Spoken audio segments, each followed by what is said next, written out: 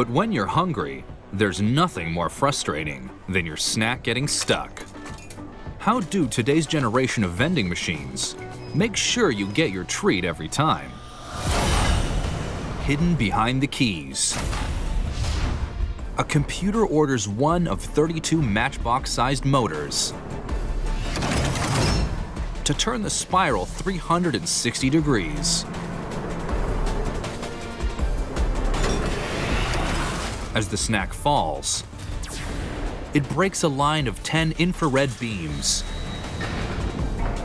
If nothing crosses the beams, the computer makes the coils turn again. With this ingenious technology, you'll always get your snack.